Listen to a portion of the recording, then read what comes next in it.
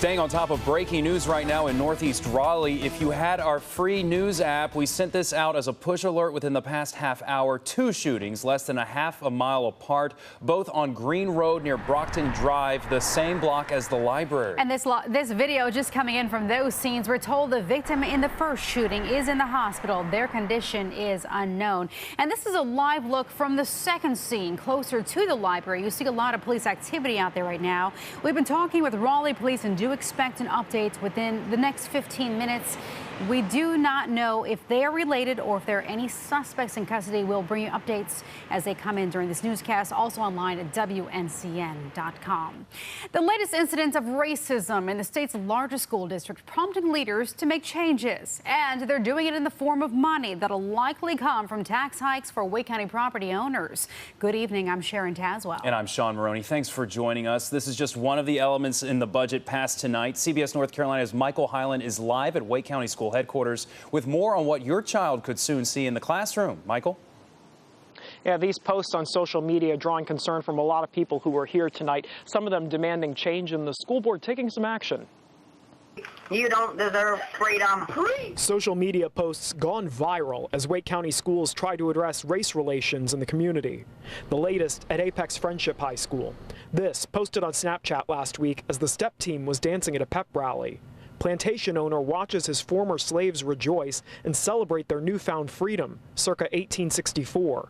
A parent told us about seeing it the first time. I can't even fully explain how much it hurts my heart. The head of the district's Equity Affairs office went to the school and says on Wednesday students will be discussing race during homeroom. It's unfortunate that we continue to have to respond to students who carry and spread racist and hateful messages. The budget the school board approved Tuesday calls for an additional $500,000 for the Equity Affairs office, as well as nearly $10 million for counselors and social workers. And so I think yesterday for us is just a reminder of the importance of what we're doing in our budget for our schools and for our students. Jennifer Rudolph is a parent who wants to see the district do more to prevent bullying, especially in light of this post. And if that makes your stomach churn to hear it, think about those dancers. School leaders say they're trying to support those students as they grapple with what they saw. Leaders of the NAACP will be here meeting with the superintendent tomorrow at noon, talking about racial issues. It's a meeting they've been trying to get for about 6 weeks now. Live in Cary, Michael Hyland, CBS North Carolina. Michael, thank you. Again, this is just one part of the $1.6 billion budget. Of that, the school board is asking commissioners to fund $455 million. That's an 11% increase to hire more guidance counselors, operate new schools, and increase pay for support staff. This would mean an extra $80 a year in property taxes for homeowners. Commissioners will give their final say next month. 2 women rescued after their kayak capsized. We brought you this video as breaking news tonight at 6. Just one of several water rescues across our area this week, one of them including a dog. CBS North Carolina's AJ Janavel live along the Neuse River Trail in Raleigh with more. AJ. Yes, Sharon, this is where Raleigh and Wake rescue crews went in to save those 2 women who, floating along the flooded Neuse Rivers, kayaked flipped. The women were taken to the hospital after crews from Eastern Wake Fire Rescue and Raleigh Fire sent boats in to save them. Down the road in Harnett County, a mother and her 9-year-old son also had to be rescued. The 9-year-old was standing on the riverbanks of the Cape Fear River and slipped in. The boy's mom jumped in to save him, but the current was too strong. Neither the mom or her son were seriously hurt. And another rescue happened on the Neuse River yesterday when Jack, the German Shepherd, went into the waters. Clayton Fire Department says it wasn't as easy as going in after him. We lowered one of our engineers down about a 10-foot embankment to get down to the dog, and we raised him up enough for him to pass the dog back up the embankment. Now, these are all just rescues that happened this week. Last week on Sunday in Irwin, 3 kayakers were also rescued, and Thursday another group were rescued from the Cape Fear River. Emergency teams are saying if you don't have to be in these flooded waters, stay out of them. Reporting live here in Wake County, I'm AJ Janavel for CBS North Carolina. AJ, thank you. For the first time tonight, we're hearing from the man behind the wheel of this pickup truck who drove through protesters' Monday night's May Day protest in Durham. As we first told you tonight at 5 and 6, police said they would not be charging the man. Several protesters who told CBS North Carolina they did not have a permit came into contact with the truck, which continued through the crowd. Well, we talked to the man by phone tonight who said he, quote, fully supports people exercising their freedoms as long as they don't infringe on the rights of others. This story is trending on WNCN.com. You can find more from our conversation with him in our story there, as well as reaction from protesters. Just look for the story on the homepage. Tonight, Durham police are looking for the suspect who jumped in a car after shooting two men late this afternoon. It happened on Moreland Avenue and Gunter Street just before 6 o'clock. Both are expected to be okay. Two police shootings involving white officers and black victims making national headlines today. Tonight, family members of the man shot and killed outside of a Baton Rouge convenience store reacting to the news that the Justice Department will not be charging the officers who shot Alton Sterling last summer. It's been almost a year, and we're still suffering like it happened yesterday. Sterling's death was captured on cell phone video and one of the cases that sparked nationwide protests last summer. In South Carolina, the former police officer who shot and killed an unarmed black man in the back could spend up to 20 years in prison after reaching a plea deal. Michael Slager pleaded guilty to violating the civil rights of Walter Scott after a traffic stop in North Charleston. Slager opened fire as Scott ran from his car. A witness recorded it all.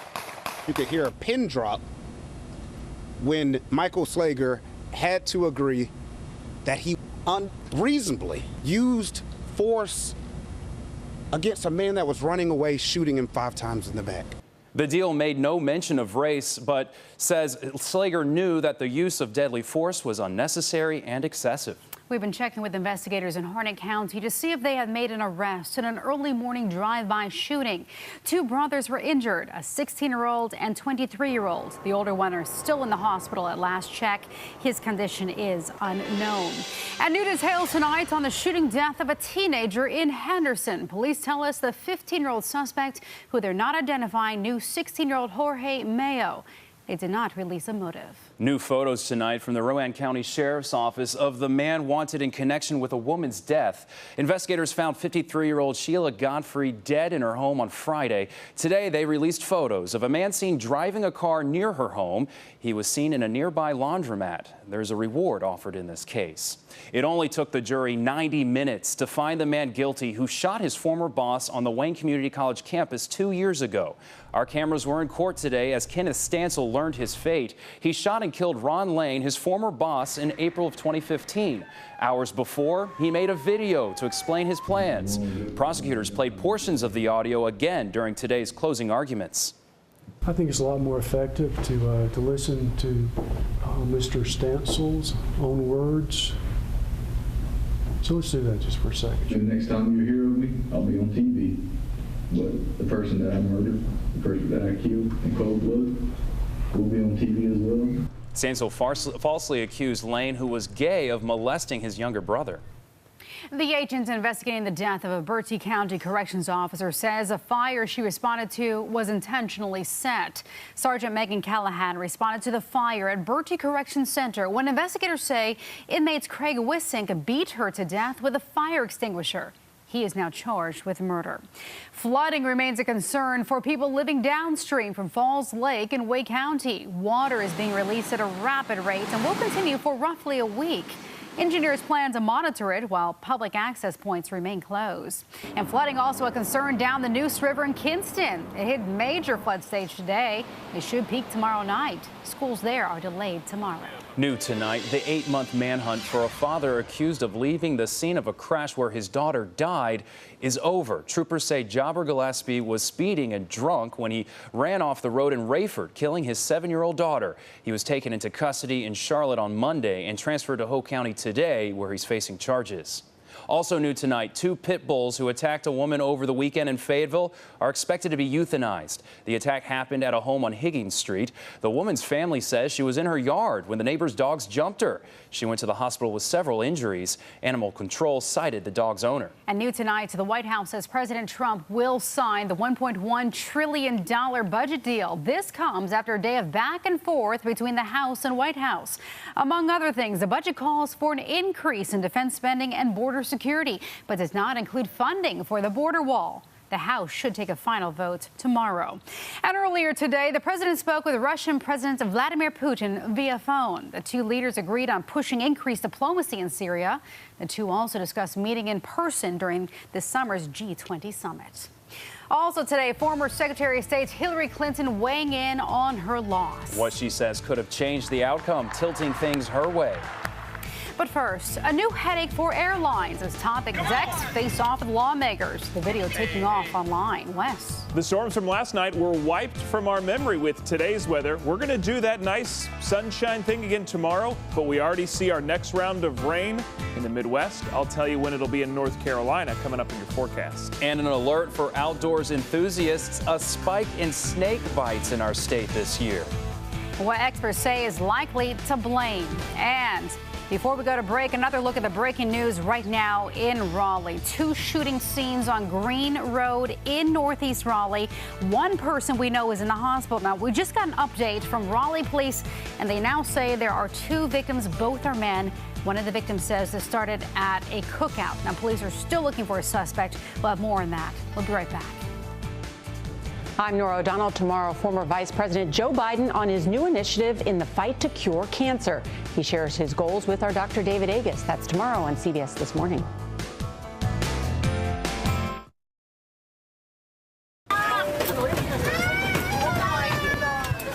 You've probably seen this video trending online today. Another brawl on a plane. This one, a U.S.-bound flight from Japan. The passenger who filmed it all says the 2 men started throwing punches. 1 passenger was pulled off and taken into custody. Now, this comes as executives from some of the nation's largest airlines were in the hot seat on Capitol Hill. It started with another apology from United's CEO, who's still facing backlash from the treatment of the doctor pulled off of a flight. No customer, no individual should ever be treated the way Mr. Dow was, ever. And we understand that. Lawmakers on the House Transportation Committee also went after executives about their passenger policies. If we don't see meaningful results that improve customer service the next time this committee meets to address the issue, I can assure you, you won't like the outcome. It's worth noting most changes come from the Department of Transportation and not lawmakers. Well, former Secretary of State and Democratic presidential nominee Hillary Clinton back in the public eye today. She spoke at a women's conference in New York. Among other issues, she talked about the campaign and took responsibility for her loss, but also took aim at the FBI. I was on the way to winning until the combination of Jim Comey's letter on October 28th and Russian WikiLeaks raised doubts in the minds of people who were inclined to vote for me but got scared off. If the election had been on October 27th, I'd be your president. She also believes misogyny played a role in the election. Clinton plans to release a book this fall. A plea tonight for Wake County residents to become foster parents. It's an issue we've reported on in the past, and one officials say is still a problem. Currently, there are nearly 700 kids in foster care and only 200 families. Those interested in helping should contact Wake County Social Services. The Durham Police Department back in the McDougal Terrace neighborhood today, delivering lunch and working to build relationships with the community there. They do it every week. This neighborhood has seen its share of crime. 2 people shot there a few weeks ago. It's also the scene of a deadly officer-involved shooting last year. Well, snakes are out and about early this spring, and when there are more snakes, there are more snake bites. The Carolinas Poison Center has received nearly 4 times as many calls about snake bites this April than last, jumping from 19, listen to this, to 71. Well, we went to North Carolina Museum of Natural Sciences to get some answers, and the head of the terrestrial exhibits told us because of the mild winter, snakes are moving about a month earlier than usual. The snakes, they don't have a calendar. They don't come out at a specific month. It is very temperature dependent. Well, you should never try to handle or move snakes. That'll only increase your chances of being bitten. If you're bitten by a snake, you can call the Carolinas Poison Center to decide whether or not a hospital visit is necessary. And Wake County inspectors are now busy checking more than 1,100 pools in the county. Swimming pools are required to have a yearly inspection before they can open. Inspectors check the water chemistry of the pool along with signage and other safety features. I would think every inspector has a little bit of carefulness in mind they realize the importance of their job. The inspections come after a tragedy last year. 17-year-old Rachel Rossoff died when she dove into a pool that was electrified. County health inspectors do not check electrical systems in their inspections. The Rossoff family wants to see required yearly electrical inspections on pools statewide, in addition to the regular inspections. Late today, the National Weather Service confirmed an EF0 tornado did touch down in North Carolina during yesterday's storms. It hit the Catawba County town of Newton about 4 o'clock. It packed winds of roughly 85 miles an hour. Good news, no one was hurt. And Wes, I remember looking at the radar last night with you, that long string of storms. We were fortunate it wasn't like what we saw a week earlier. Yeah, the storms weakened right as they hit the western part of our viewing area, and most of the home damage with that tornado was from trees falling on it. And you know, we see that a lot. Either the lightning strikes our trees, the winds or tornadic winds knock down trees.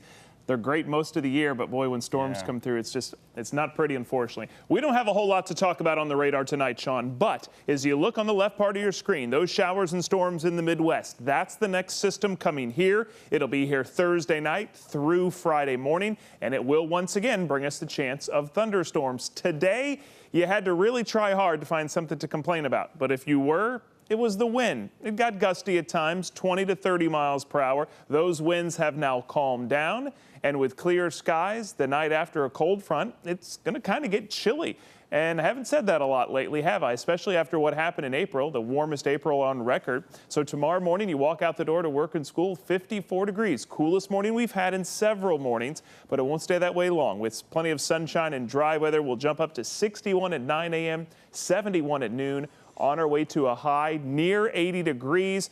About where we were today, technically warm, but I don't think any of us are going to feel it. So the cooler morning tomorrow and the cooler temperatures today, of course, because of that cold front. That's the one that brought us the storms. That's now history, and we can make friends with high pressure, at least for one more day. It's not going to stick around all week because eventually those showers and storms I just showed you in the Midwest will be here. But tomorrow, kind of the same thing we had today. Lots of sunshine, no rain. We're going to take away the wind, and it's still going to be comfortable. You know, in early May, I can throw that word around easily.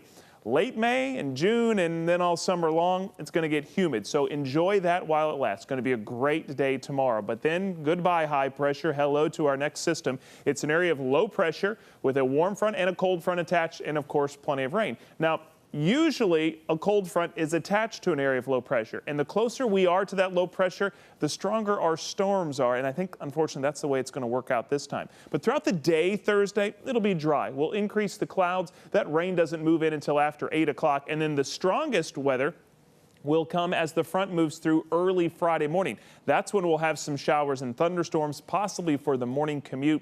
And it will be cooler again after this front. Now, Friday is also, well, the first Friday of May, and you know this time of year means college graduations, and one of the first of them is in Greenville on Friday, ECU, and unfortunately, some of that rain could interfere with the ceremony. It's a Friday, that should say Friday at 9 a.m., and it's at the stadium there at ECU. We'll have some clouds, some scattered showers with temperatures close to 70 degrees. So it's not going to be cold, but it could be wet for you parents and the graduates headed east to Greenville. Meanwhile, back here at home tomorrow, we'll keep the sun out. Temperatures in the upper 70s, low 80s down in Fayetteville. That's right about normal for this time of year. We'll hold those temperatures on Thursday. Then here comes the rain Thursday night, the cold front and storms Friday morning, but it drops our temperatures even more to 71 Friday, 68 on Saturday. We've kept a small chance of rain in on Saturday, dropped it on Sunday, but look what we got next week. A couple days of dry weather, a few days of highs around 70, and Sunday, Monday, and Tuesday morning, Temperatures start off in the 40s. So if you think 54 tomorrow morning is going to be kind of cool compared to where we've been, wait till we get the 40s back in here Sunday, Monday, and Tuesday. Start to that week. Yeah, I thought we were done with the 40s, no? Well, no, you're never. You get used to the 90s, and then you go to 40s here in North Carolina. We're done. It's not a frost or a freeze. We're done with that, Well, but a little shot of 40s for a couple mornings. Thank you, Wes. Thank you, Wes. But we continue to monitor the breaking news on Green Road in Northeast Raleigh. As you can see in these live pictures, still a very active scene there. The second scene in a half-mile area, 2 men shot. One of them, we're told, at a cookout at Green Road Park. The other has not been identified. That person's conditions are still unknown. Police are still actively looking for leads right now. We'll have an update as soon as we get it both on air and online, WNCN.com. Meanwhile, Jeff Jones joins us now with a look at sports. Jeff? Well, it was a tough day for Carolina Panthers fans. They had to say goodbye to a fan favorite who has some strong ties to the Triangle. We'll let you know who, and we'll tell you about the Panthers player who reportedly showed up 40 pounds overweight and then earned a $7 million raise. That and more straight ahead.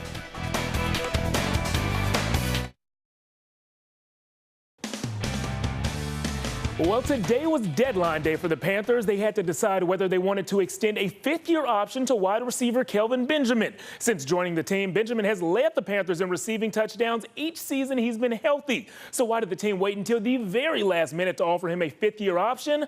Well, some people think it's because he got fat. Okay, maybe fat is a little harsh, but there is a report that says Benjamin showed up to off-season workouts weighing around 280 pounds. That's nearly 40 pounds heavier than he was last season. When head coach Ron Rivera was asked about his star receiver's weight gain, he said that number that's being reported, 280 pounds, is off, but he would not tell us how far off. I've heard the reports that's out there, and it's disappointing that number's wrong. It's incorrect. He is a little heavy. He knows it. We've talked about it. We've talked about what he has to do. Am I concerned? Yes, because he is heavy. I'm going to admit that right now. But is he working hard? Absolutely. Well, apparently the team is confident that hard work will pay off, because after exercising that 5th-year option, the Panthers now owe Benjamin about $11 million over the next 2 seasons. That's quite a few stops at the buffet. So Benjamin will return to the Panthers, but the team is saying goodbye to safety Trey Boston. The former Tar Heel posted career highs across the board last year, but was a member of one of the league's worst pass defenses. Many expect veteran safety Mike Adams to take over Boston's starting safety spot. To baseball, where the 3rd-ranked Tar Heels took the diamond tonight against Richmond, and this thing was filled with wacky plays. The Spiders hit a routine single, but the Carolina outfielder actually strikes a Richmond player with the ball. That buys another base runner just enough time to make it home. Richmond was up by a run then, but one wild play deserves another. Game tied in the bottom of the 9th. Kyle Datras pops one up. It looks like an easy out, but 2 Richmond players misplay the ball in the air, so the winning run comes home for the Tar Heels, and Carolina extends their win streak to 6 straight games. They take this one in walk-off fashion, winning by a score of 5-4. Now to the most adorable sports video I have seen in a very long time. And as a grown man, I try not to overuse the word adorable. In fact, that's the first and second time I've said the word since the summer of 2004. You can trust me on that. But what made me bring that word out of retirement is this. The scene in the press conference room before tonight's Celtics-Wizards game. This is Celtics guard Isaiah Thomas interviewing his 5-year-old son, Jaden. Most of the questions were about how he can stop Raleigh native and Wizards guard John Wall. He's really fast, so what do you got to do to stop him? Get fast shoes, and I will catch him. I will block his dunk. Come on, if that's not adorable, I don't know what is. On the court tonight, it looks like Jaden's dad wore his fast shoes on offense. Isaiah Thomas scored 53 points tonight, including 29 in the 4th quarter and overtime. The Celtics win 129-119, and Isaiah Thomas has been through probably the most emotionally taxing 2-week period you could imagine. He led his team to a first-round win in their 1-8 matchup. He also lost his sister in a car accident, and now he didn't miss a game. He's just turning around and playing all these games. In that first series, he actually lost a tooth as well, just really physical play on the NBA court, and he hasn't lost his will to win games and be a great dad. So really just a awesome He's a role true model competitor. Yeah, he really is. And his son was obviously his inspiration there. Huh? Definitely. Put on his fast shoes. That's so cute. What you did. Block his dunk. All right, stay with us. We'll be right back with weather. Well, if you like today's weather, you're going to like tomorrow too, right? As Jeff Jones would call it, an adorable forecast tomorrow. You're not afraid to use the word. I'm not. It is going to be a little cool tomorrow morning hopping on the bus, though. 54 degrees. That's cooler than we've been in several mornings, so that'll be a little shock. But warmer afternoon as highs will top out near 80. So pretty much everything we had today minus the wind. Then our next bit of changes arrive as we head toward Thursday night and Friday. That is our next chance of rain. As it comes, it'll also bring another cold front, and I'd show you the 7-day forecast, but my clicker is not wanting to work here. I didn't do it either. Trust me, it was the best looking 7-day forecast you've ever seen. Again, next chance of rain Thursday night, storms Friday morning before a cooler weekend arrives. Okay. I'd say. Yeah. All And right, if you look just forward joined us late tonight, though, we want to remind you, police are still on the scene of 2 shootings in a 1-mile radius in Raleigh. We're told 2 men are shot. Their conditions are still unknown. And police are still looking for suspects. Look for updates overnight on WNCN.com and on our morning news starting at 4:30. Thanks for joining us. Have a great night. See you right back here tomorrow.